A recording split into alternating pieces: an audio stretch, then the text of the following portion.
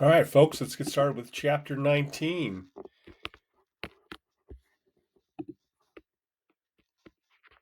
And here we've got the sections. So we'll start with section 1. And here's your focus question. Progressive era presidents who expanded government power at home did so abroad as well. Initially, their interventions occurred in the Western Hemisphere, which the United States had made its sphere to oversee in the Monroe Doctrine of 1823. Between 1901 and 1920, U.S. Marines landed in Caribbean countries more than 20 times, usually to secure a better economic environment for American companies that wanted safe access to raw materials or bankers who wanted to ensure that loans were repaid. Roosevelt divided the world into civilized and uncivilized nations, and he believed the former were obliged to establish order in a chaotic world. Roosevelt was far more engaged in international diplomacy than his predecessors, and while he disclaimed any American interest in acquiring overseas territory, he ordered multiple interventions in Central America. His first major action was engineering the separation of Panama from Colombia in order to build a canal linking the Atlantic and Pacific Oceans. In 1903, when Colombia refused to cede land for the canal, Roosevelt helped to launch an uprising in Panama, and he deployed American gunboats to prevent the Colombian army from suppressing it.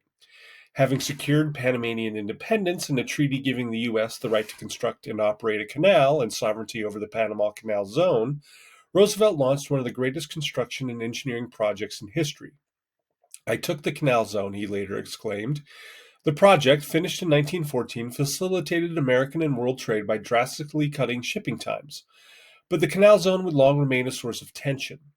Initiated by President Jimmy Carter in 1977, the operation of the canal zone was handed over to Panama in the year 2000. Roosevelt's interventionist foreign policy came to be known as the Roosevelt Corollary to the Monroe Doctrine. This policy expressed the right of the United States to exercise an international police power in the Western Hemisphere, allowing it not just to prevent European intervention in the Americas, as the Monroe Doctrine specified, but forcibly to intervene whenever it was deemed necessary. Roosevelt feared that financial instability in the Americas simply invited European powers to intervene whenever they felt their investments were threatened. In 1904, Roosevelt invaded the Dominican Republic to ensure that its customs houses repaid debts to European and American investors. In 1906, he sent troops to Cuba to ensure stability after a disputed election. They stayed until 1909. President Taft sent Marines to Nicaragua to protect a government friendly to American economic interests, but he emphasized economic investment and loans from banks rather than direct military intervention as the best means to spread American influence. This policy, known as the dollar diplomacy, took shape in Taft's efforts to shape the economies of Honduras, Nicaragua, the Dominican Republic, and even Liberia. The highly moralistic Woodrow Wilson brought a missionary zeal and sense of his own and America's righteousness to foreign policy. He made William Jennings Bryan, an anti-imperialist, as Secretary of State, and he repudiated dollar diplomacy and promised to respect Latin American independence and free it from economic domination. But Wilson believed the U.S. had a duty to instruct other nations in democracy and that American exports and investments spread American political ideals. For Wilson, American economic influence served a purpose higher than profit, and his belief made for more military interventions than any president before or since. He sent Marines to Haiti in 1915 and the Dominican Republic in 1916 to protect American financial interests. They stayed in the latter country until 1924 and the former until 1934. Wilson's foreign policy illustrates a lasting paradox of modern American history. Presidents speaking most about freedom were likely to intervene the most in other nations' affairs.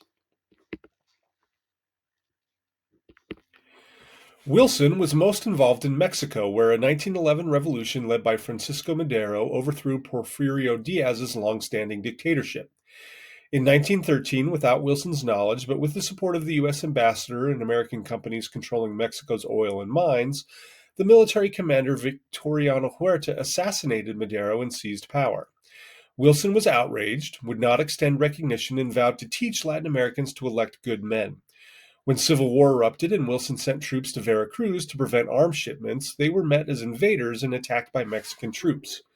In 1916, after Mexican troops led by Pancho Villa killed Americans in a New Mexico town close to the border, Wilson ordered 10,000 American troops to invade northern Mexico to apprehend Villa. Revolutionary chaos continued during the next few years, and Mexico provided a warning that it was potentially very difficult to use American power to control foreign policy. So, that's the end of our first section. We'll be back for the second.